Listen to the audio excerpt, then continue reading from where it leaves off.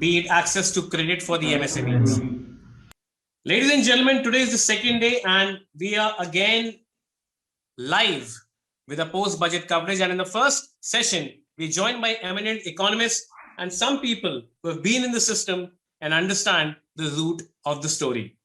I'm joined by Ms. Dakshita Das, who's a former civil servant, retired of course, additional member, Ministry of Railways, ex-managing director and CEO of NHB, Ministry of Finance. I'm joined by Mr. SRavi, who's the former chairman of the Bombay Stock Exchange and the founder and managing partner of Ravi, Rajan and Company. I'm also joined by Mr. Prabal Basu. You must have read many of his articles in the Business World magazine. He's a non-executive director and advisor to chairman of corporate boards.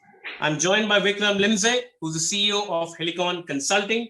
And I'm joined by Srinath, who is an independent markets commentator. Ladies and gentlemen, you've heard from all these panelists in the past across various platforms, and they're regular contributors to our magazine. So let me open the stage, and I'll start with you, Dakshita ji. How did the budget pan out for you? What were your major disappointments? What were some things which you see happening in the right direction? I mean, sum up your budget analysis. At a very high level, Abhinav, I think this budget is credible, it is trustworthy, and it's consistent. Okay. I think these are the basic takeaways which go a long way in building confidence with all those who interact with the Indian economy. As far as this particular budget is concerned, of course, I think the finance minister has banked heavily on John Keynes, Maynard Keynes, to prepare India's long-term 25-year blueprint to essentially fundamentally restructure the economy. Yeah. In many ways. There are obviously some issues which still need to be addressed, and we'll talk about that. But I think she's made an excellent beginning. And I think that to me is the biggest takeaway of this budget, which is growth oriented, it's capex driven, does not raise taxes, it has remained on the fiscal glide path while signaling a non-adversarial tax regime going forward. I think all of this together portends very well for the direction in which the economy is being taken. My view is it's a great budget, considering the fact that the global order is changing, climate change is there, ESG is there, the energy, we are moving from the conventional energy to the non-conventional energy, and so and EV vehicles to everything, which all requires a lot of capex. So I think we have moved away from a very, very traditional budget. Last year, there was some trend on that. And this year, it has been exhibited that we are moving towards a growth-oriented budget, focusing on infrastructure, rural infrastructure, focusing on the new part of the economy, which is the ESG and climate change, etc. So okay. We are, and where there will be a lot of capex required. And I think that is the transformation that I see in this budget. A lot of things have got addressed, including the digital world. And also there was a little bit of issues around cryptocurrency. I think very clearly articulated there between digital currency and cryptocurrency, the difference between the two. So I think a lot of good steps have been taken in this budget. It may not, on the other side, it may not look like a very instantaneous benefiting budget, but it's a long-term budget. Means it's going to be the foundation stone for many things to happen. Long-term budget. And I forgot to say the tagline, which was given to me by Prabal Da in his Business World article later. Lage raho Nirmala Behan. So I'll take that and move forward. Dakshita ji, can you hear me now? Yeah, I can hear you. So Abhinav, I'll enter with the tremendous admiration for the continuity this budget provides with the previous budget. Somehow whenever we are analyzing a particular year's budget, we only look at it in the context of that year. But if we look at it, this is a continuity. Last year, in fact, since 2014, there has been a certain plan on which budgets have been operating. Financial inclusion was one. Initially, a lot of impetus was given for housing, for water, for poverty-related schemes. But what last 2 years has happened is that we are looking at a very aggressive push towards capex, and linked with that is the IT revolution. So, in a sense, it's a very futuristic budget because it lays the yardstick for the groundwork for the future.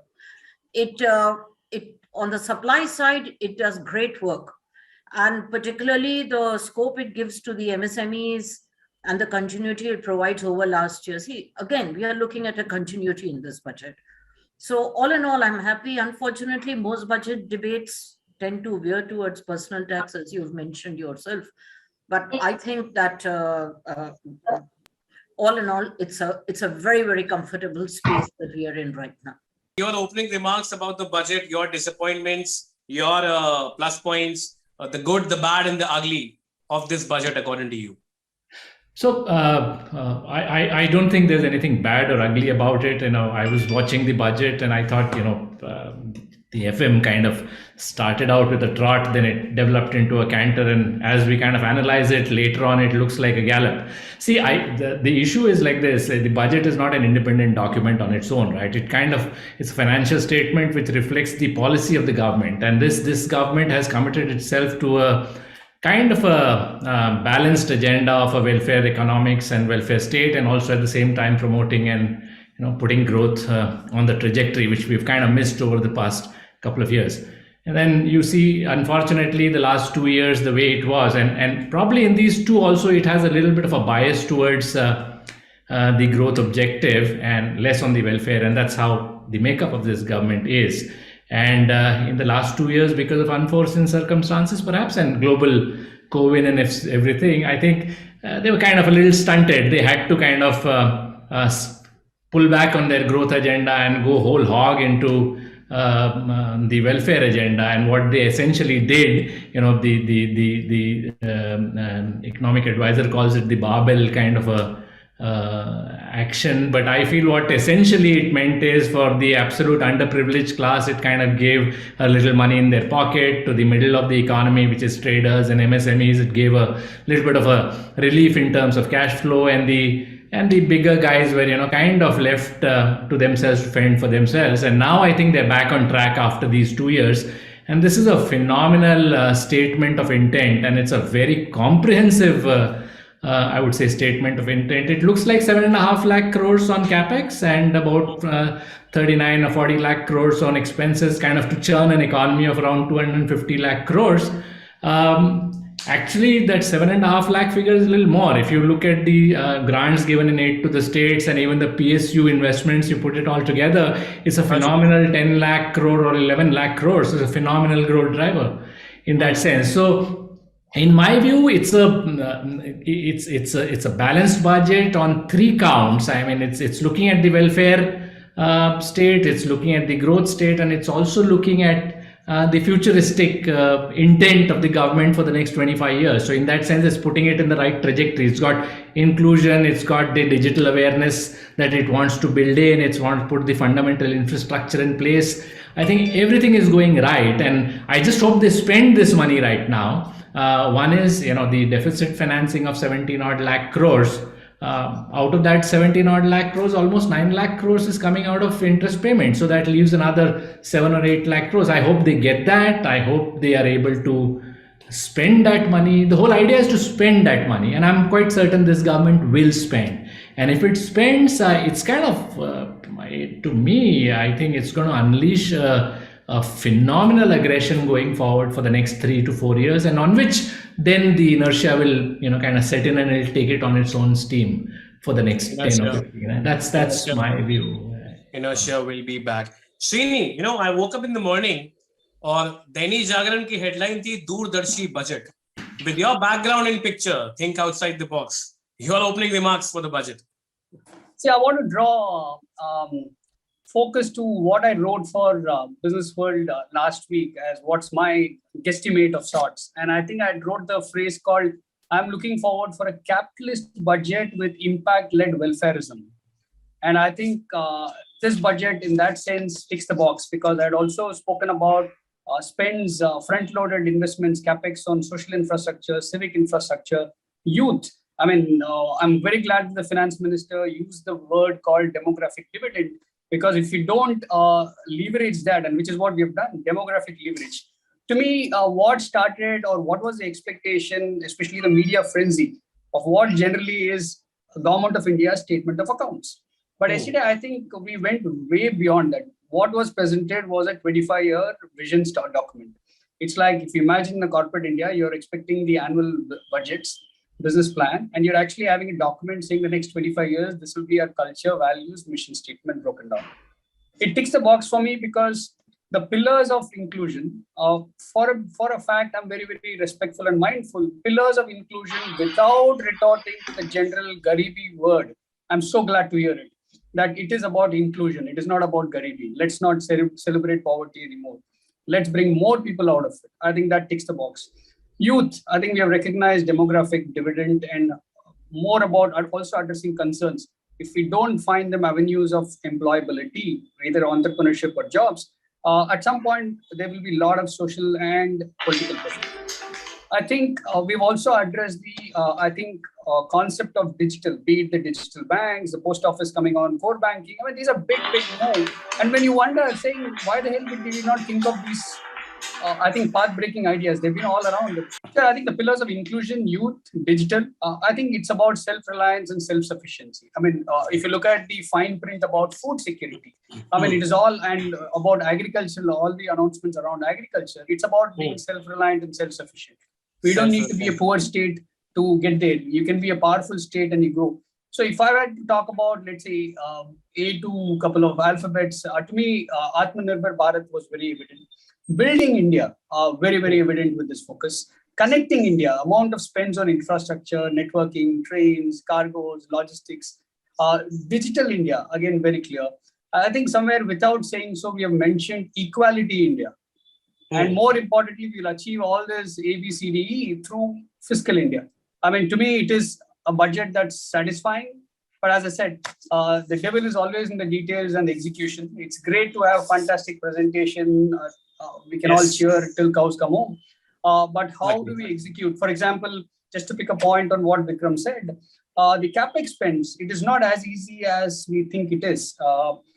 We have not spent all the capex that we budgeted last year. So there is, even in spending, it's not only in earning, even in spending, we seems to have fallen short, which we'll have to pick up steam on. And one fine print I think I would want to probably debate as we go along is, in the capex targets, we've included a lot of chunk of that capex target is about interest cost, NHAI debt, interest-free loans given to the state. If you actually remove them, it's over 1 lakh crore. Then the capex falls that much. But of course, considering even if you remove them, it's still a considerably high capex spends. Okay, back so to you, that forms a considerable part of it. Let me now shift the focus to the backbone of the economy, the MSMEs and startups. I mean, most of our panelists are experts in that area. 6,000 crore program to 8 MSMEs, which needs to be rolled out in the next 5 years. Various portals like Udyam, eShram, NCS, they will be linked together. And one of the major objectives is credit facilitization.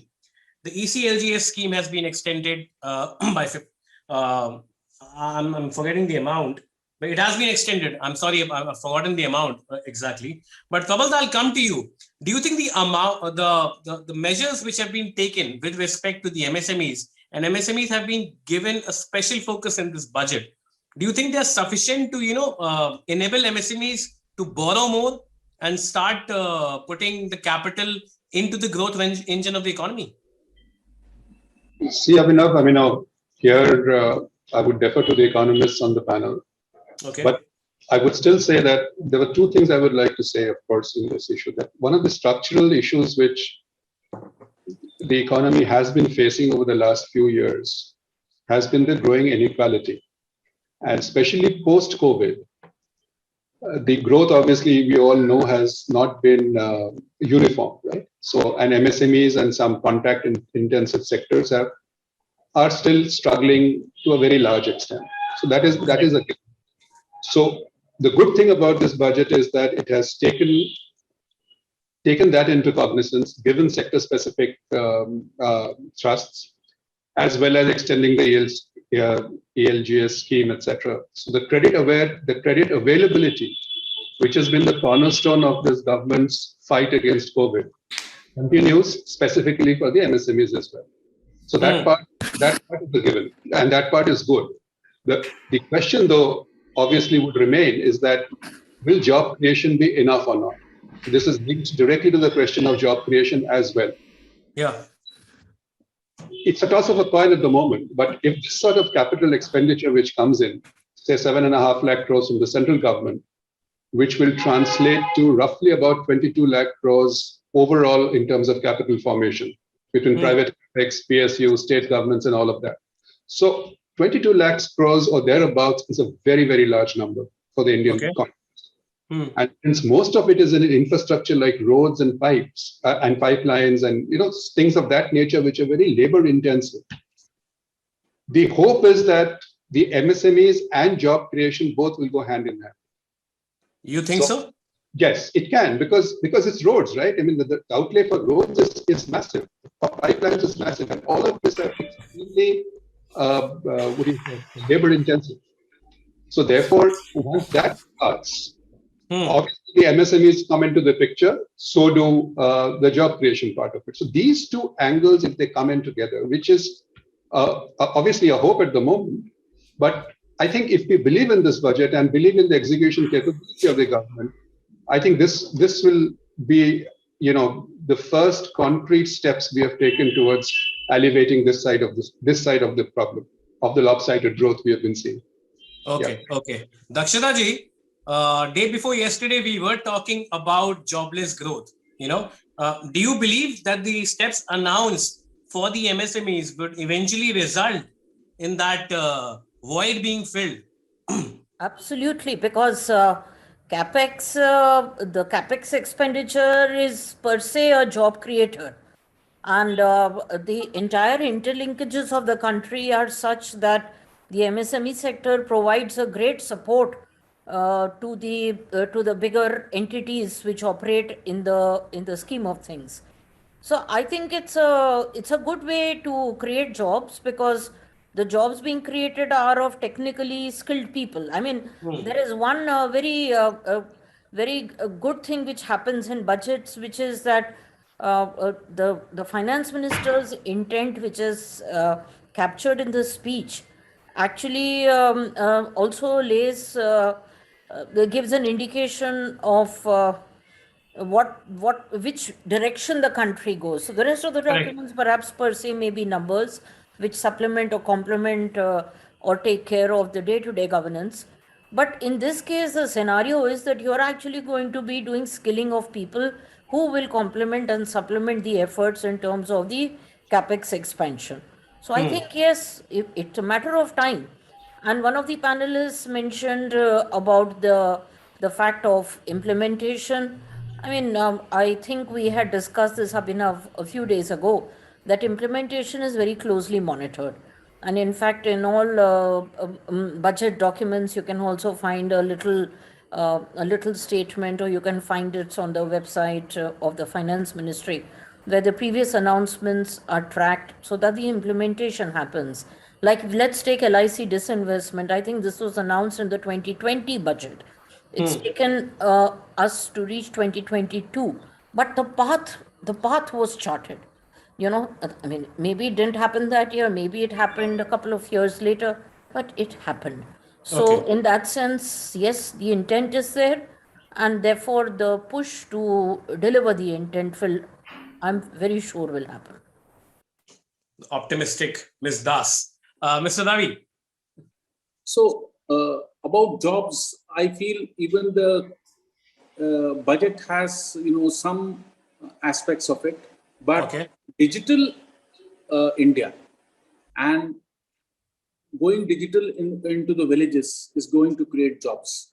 You see, there are people who are looking for jobs only in the metros and the semi metros or the urban part of India.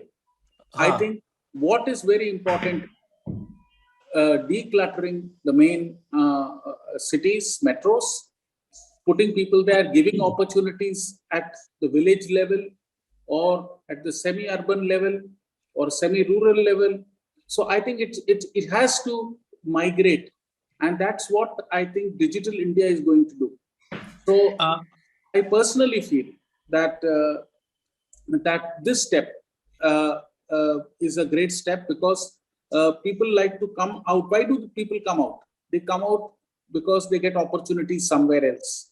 So I think it is important that people are pushed back to the place of their origin or wherever they are, so that they establish themselves there, get a job, make themselves secure, instead of all cluttering cities. So I think Srinath mentioned about equalization. Somewhere I think it does talk of that.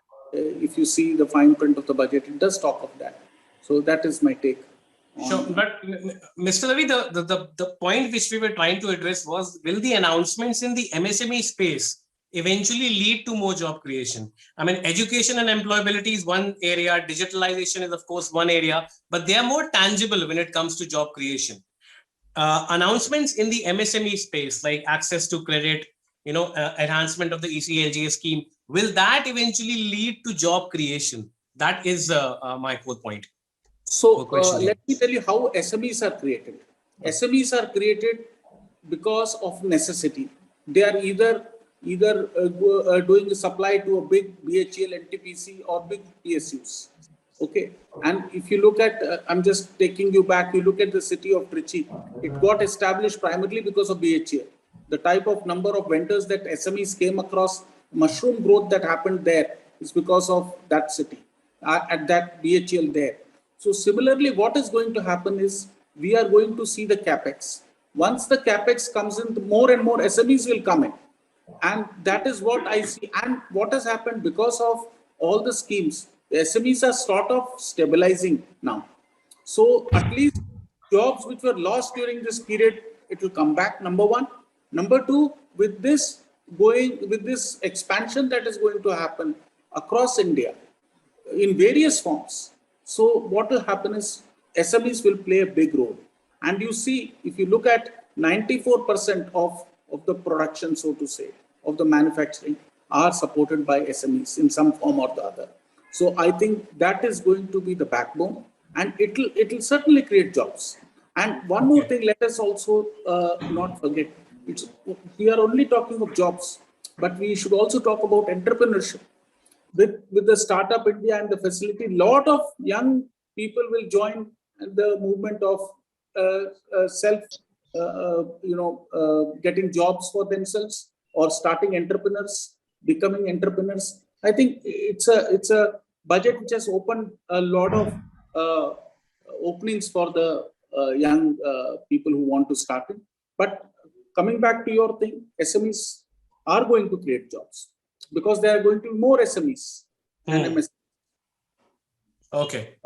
Mr. Vikram, am I being a cynic in not agreeing with this? No, not at all. I mean, I think it's a fair question to address whether SME is good. I mean, it's unfair to load the entire pressure of job creation only on the SME, but then it's a fair question to ask whether SME investments in SME is going to lead to job creation. But I have a slightly different perspective. I think we should kind of, whatever announcements have been made during the budget or what I see in the finance bill are basically the direct investments towards, like, credit availability, some cash flow norms, all these kind of things. See, that is one aspect. These are the direct benefits which are given to the SMEs. SMEs, they are given to the SMEs who are anyway creating jobs. Now, your question is very good, saying that will that impact job creation in this? See, job creation by the SME is not going to happen by the existing SMEs. Job creation by the SMEs is going to happen when the SME universe itself increases. And I think that has been addressed in the government, because let's look at a couple of sectors. I mean, roads and defense is huge, 1,50,000 crores of capex only on defense and another 2.5 lakhs on revenue side, and 68% committed for Atmanirbhar, which means the kind of secondary and tertiary kind of entrepreneurship that will develop is going to create that much job. But one small point on entrepreneurship, I think it's high time, this job creation data and all that, it is, you can say CMI and all these guys are famous or infamous in giving those data, but they're still probably stuck in the old socialistic world. all of us know that the entire world is moving towards the informal sector. It's moving towards the gig economy. Now, for example, so much investment is going to be made in, let's say, the digital economy, or let's say, let's take a small segment, seemingly small, but actually very large. Let's say 3,500 crores outlay on something like the gaming sector. Now that's going to that's slated to give something that's going to be industry size of 3.5 lakh crores in another 2 or 3 years. Now the guys and the kids, at home, these guys are going to make these games and all these are not going to be part of the formal sector. Yeah. So I don't think, and that is also SME, by the way. That is also SME. Now what is going to happen is I think we'll all have to kind of take our eyes away from looking at jobs in a formal manner, but kind of transition that to the informal sector, to the services sector, to the gig economy. All these are also jobs at the end of the day, and that is going to be increased because in every domain, especially Prabal said about roads earlier. I mean that whole thing, that thing about your what is that, the logistics program, which is the Gati Shakti project. I mean, the amount of jobs that is going to create is huge. And the other thing about jobs is we kind of get biased by these urban metro jobs. These are, a small part of the pie. Even for that matter, look at services sector, for example. I mean, services sector is kind of contributing around 50 to 50% of the GDP, but creating something like 4 odd million jobs or 5, that's the kind of number of jobs. So we don't have to rely on that. We have to rely on the larger investment made in the infrastructure projects, in the Gati Shakti, in the defense, in the railways. We often miss out railways now because, it's kind of plugged into the same budget from last couple of years. But that's what is going to create jobs. So I think to load SME very singularly in a conventional paradigm of whether we infuse funds in SME and therefore, it will create jobs. Well, yes, fair question to ask, but unfair beyond a point, because job creation is a much, much, much larger role. It's going to happen in the informal sector, happening in the agri sector, happening in the, Fair enough. Srini, is there anything you want to add to that? Sure, I think what started off, two important points in the budget stand out with respect to MSME. The allocation for export competitiveness. We are underestimating it. It's a very, very powerful tool. For the first time, we are speaking about export competitiveness, because that is what is going to make our MSMEs have a higher value output. Otherwise, we are just going to simply be mom and pop stores. By the way, 6 crore MSMEs, 11 crore Indians working in this sector, contributing 30% of GDP. Compare it to China. China used singularly export competitiveness over the last 30 years. And this is a research paper that Dakshita ma'am and me wrote of researching different countries and saying that how can today China's 80% of GDP comes from MSME and SME. So can we create that? I think this is one path. And I think export competitiveness is a very, very big step there. Two, I think irrespective of the numbers of ECLGS, they're very, very short-term and handholding of sorts, which is needed. Correct. But more importantly to me, we will have to sooner or later address the elephant in the room. The lending hesitancy versus credit hesitancy. The credit hesitancy is because if I were SME and I don't think my business is viable anymore, there's no point in giving me more loans for that particular business. I'm not going to borrow more. At some point, I'll have to square it off and close this business unit and start something more. But whereas lending hesitancy, for all the, I think, bravado that we speak about, that there is enough credit flow happening to SME and MSME, I think heart of heart, we know it is not. If, for example, if it popularly comes under any of the tick boxes that we can do as PSL or whatever, if we are forced to do it, probably we would go and lend more. But here the encouraging sign that is happening is the fintech startups are looking at SME very, very differently, lending to them. And I think here is where, again, the digital backbone is going to help them.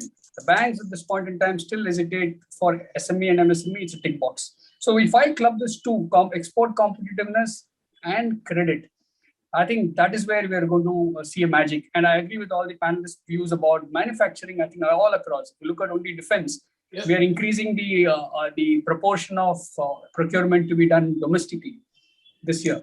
And that again is a large number. And again, it is going to come from downstream SMEs and MSMEs. Prabal, I'll come to you. Srini mentioned about export competitiveness.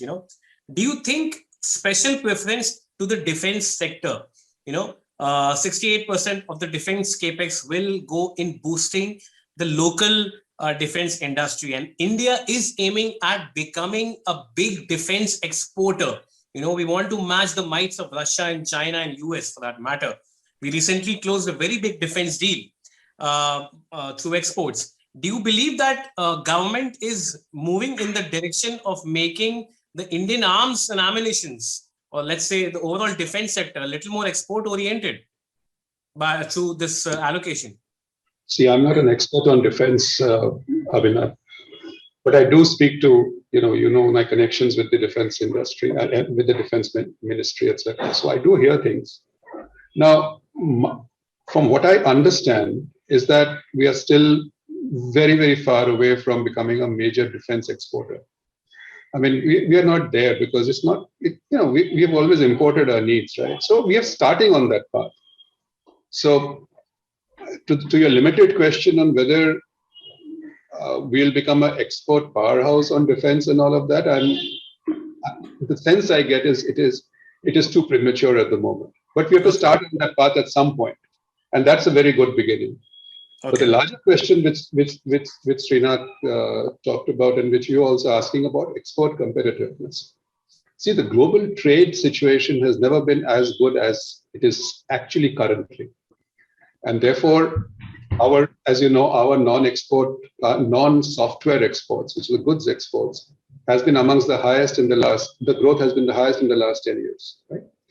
So the manufacturing revival, which is also linked to the question of jobs and growth and all of that stuff, has many tailwinds, has extremely high tailwinds.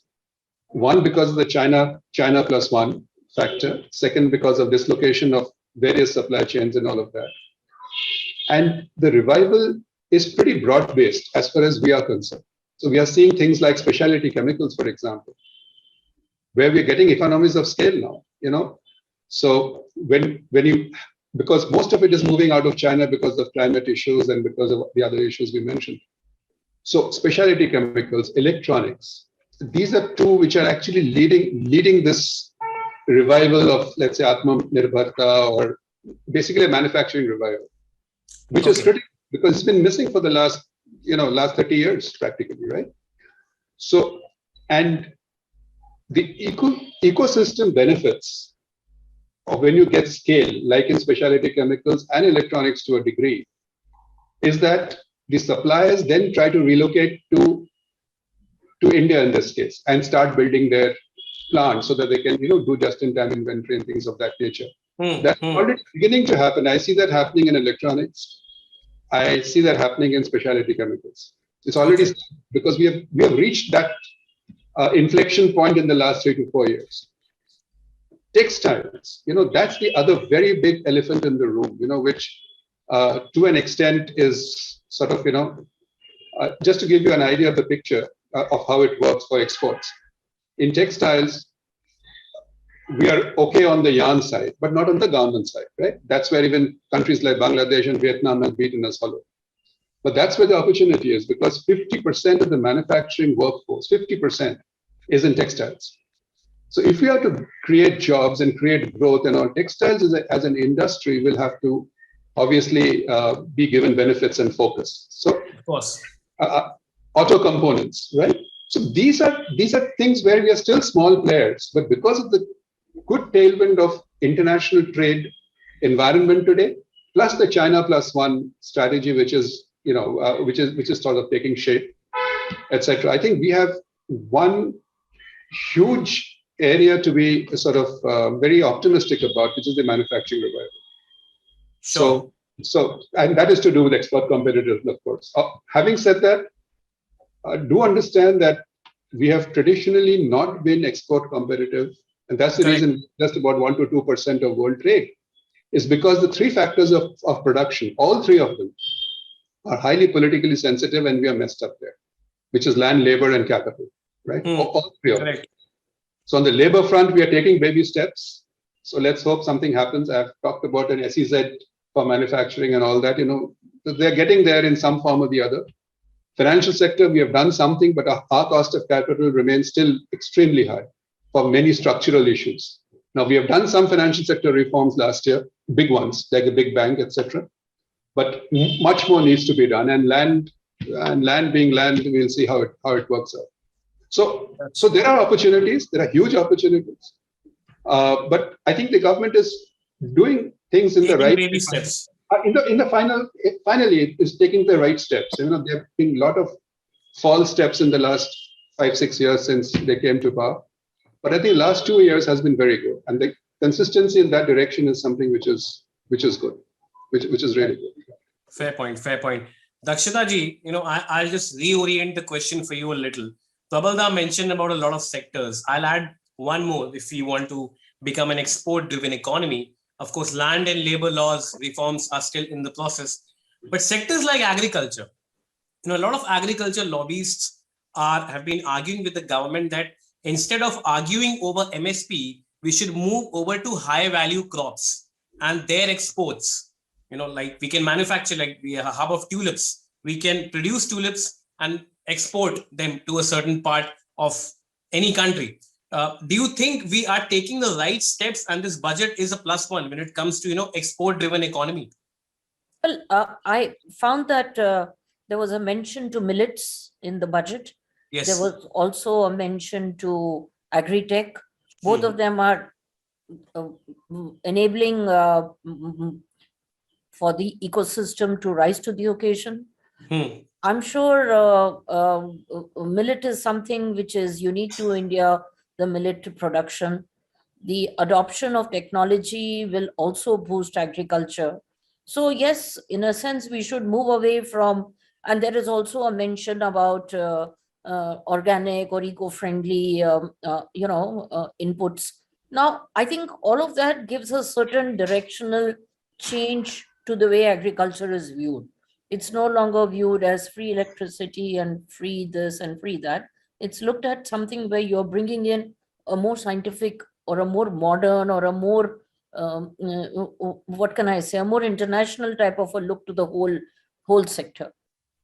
But as Mr. Roy said earlier, in the case of defense, these are early days. It depends on how the crop cycles react to it, how the education or the advocacy of these moves pan out. But no doubt, this budget does capture an intent to make agricultural production more competitive and therefore having its own tangible results. Sure. Mr. Ravi? So first of all, let us see a very small point, which of course is about agriculture tools. So there is going to be a steep discount or discount there, and the prices are going to drop by about 15 to 20%. So that is one way of supporting the farmers. That's what I feel. Second, let us look at the drone part of it. So again, that is something that is very interesting, because it will help the farmers to do an assessment, which is going to take them more efficient, and also the loss that they try to experiment with various crops is also going to be eradicated once for all. So that is the second very, very good step in my view.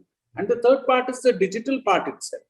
It will help in so many platforms will come in the next few years to help people in soil testing, to actually making other such assessments for the farmers. So that will make it very, very, very competitive, and the prices will reduce. The fourth point is the logistic part of it. Again, see the very fine print of the budget. There is a very clear mention of the logistic part of it. And I think with the digital part, robotics can also come in and play a big role. So I know of a company which is into robotics in the agri space. So I think these changes are going to help the farmers, the pricing, and it will make them stronger. That's what I feel. Sure. Mr. Vikram, the larger picture of exports and whether agriculture can fit into it. Yeah, I think. See, one of the good things, at least my personal view, absolutely. I'm not so much of this thing for the service economy itself, because that doesn't add too much, and the value addition on that is kind of a little ephemeral. But the real value addition happens when you really have some manufacturing sector going forward and exporting. Now, in that, export competitiveness is dependent on what? On currency management. For example, I have a MSME where we are importers and exporters. Now, the dollar has, kind of fallen by another a notch, 3 or 4%. Now, it makes good sense for the importer, but for the exporter, it becomes that much more problematic. So currency is one thing. Of course, I'm not talking about land, labor, productivity. That's, of course, the internal aspect. But currency plays a huge role at this point of time. That is one. Secondly, the buying economies. It's not about you selling and you exporting. Even the buying economies right now are under pressure. For example, US is under pressure. But the good thing is, they cannot but not buy from the entire world. They've kind of messed up their entire economy. They'll have to keep buying. So in that sense, we've got a window in terms of exports. So there's a huge opportunity available for imports. Currency is in a deep shape, unless, of course, some interventions happen and then suddenly it falls. That's another aspect. But then it's also good on another count. On the domestic front, I think you wanted to use some other word instead of shape. Yeah. Yeah. Okay. So I think to cut the long story short, there's a huge amount of export competitiveness built into the system because the way the entire economy is structured at this point of time. Now, to get that implemented and make that happen, I'm very, very positive. Very honestly, it is going to happen. It will happen. In various sectors. Defense, for example. See, let's talk about defense for just half a second. Defense, apart from the export competitiveness, is also, apart from all these other factors, is also dependent on geopolitics, right? I mean, look at what happened in the AUKUS kind of things. It's just because Australia bought from one place, they actually had to cancel the damn order. And the US then said, no, you buy it from me, don't buy it from anybody else. So geopolitics also plays a huge role in terms of, at least in terms of defense exports. Now, look at Quad, for example. All these countries, we are the manufacturing base, so it will add on to the opportunity to export, at least on the Quad count. So I think in terms of defense, we are very well placed. In terms of agri, you mentioned agri. I think Ravi also mentioned agri. There, about 135,000 outlay which has been made in the budget. Of course, sadly, a lot of it, apart from what is made for the subsidies, that's kind of a waste of a good 32 lakh. Chunk of the 32 lakh crores, but a huge amount of investment, or rather revenue side expenditure, has been allocated towards the agri-food and agri-tech sector.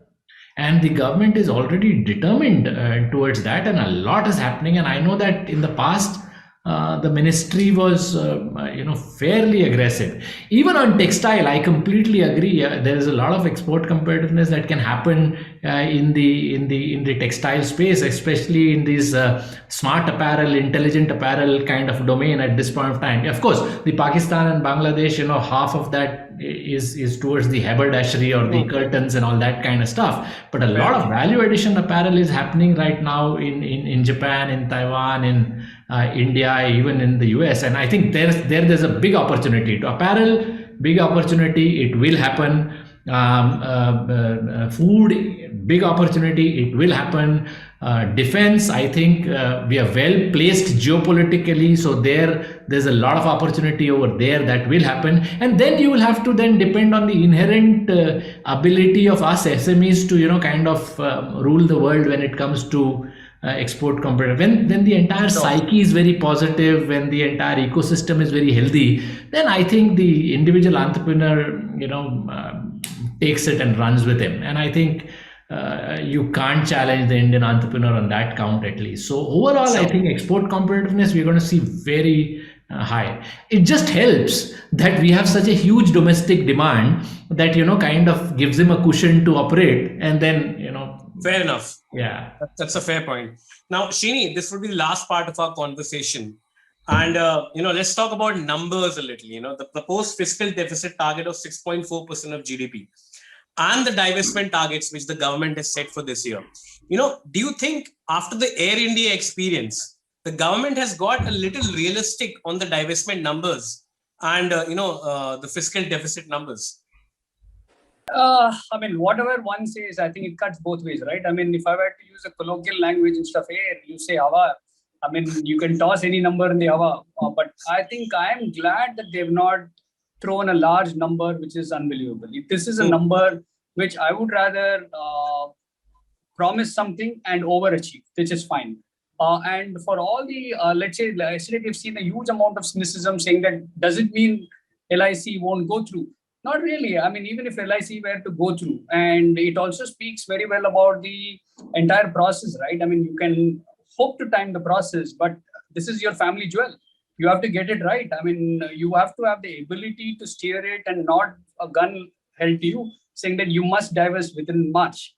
I mean, let's say if the markets are buoyant and you can get it done, then great. Markets are not. I mean, for all the critics who talk about independence of the regulator versus the market, regulator is fine, but markets are independent. So you cannot be held accountable if you had to delay it by a month and get a better valuation. So if I were a treasurer, this is what I would do. So in that, I think they've been very, very prudent. And I think it is also, if you look at it, balancing the budget, it also shows that they're not dependent only on those divestment targets. It means that if they achieve more, the fiscal deficit falls far steeper. And it is also what I think we've all been talking about, that we must achieve it as the roadmap was given, right? I mean, the entire concept that we've been, let's say, some of the criticism has been, why is it that we keep tampering with some of those numbers? And I don't think we're going to tamper with some of those numbers, because very, very clearly you have a council which is the Fiscal Responsibility and Budget Management Act. So we have a roadmap for that. And but for COVID, I think we would have come there. I think I'm very happy that the numbers are lower than what everybody is claiming it to be.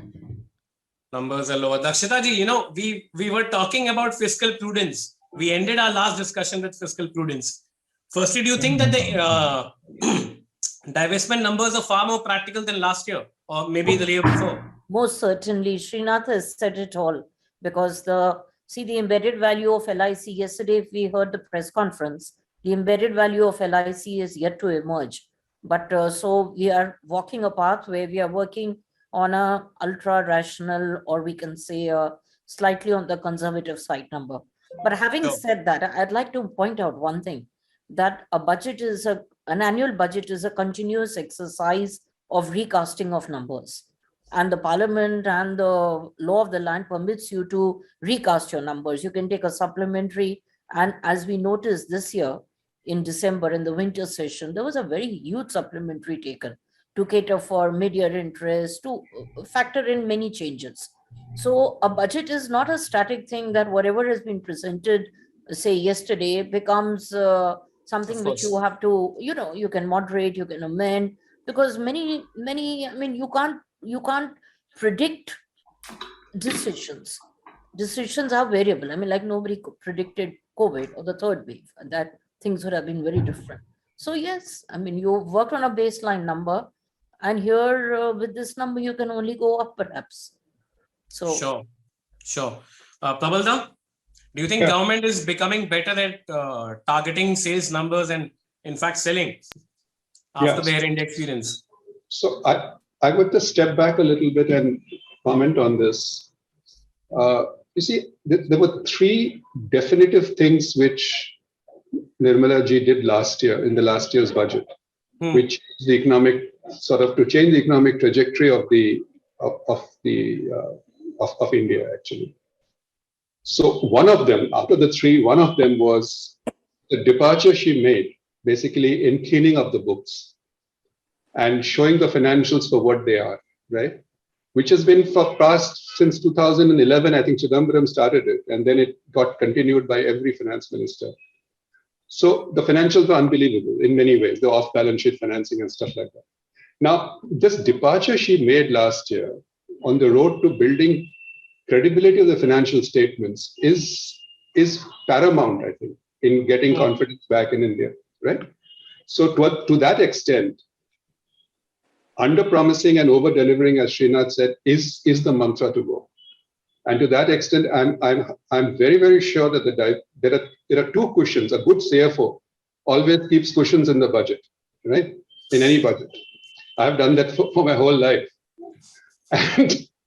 And she has kept two cushions. The two cushions are, one is divestment. 65,000 crores is obviously a very realistic number, but it will be overachieved. Hopefully, if things go on track.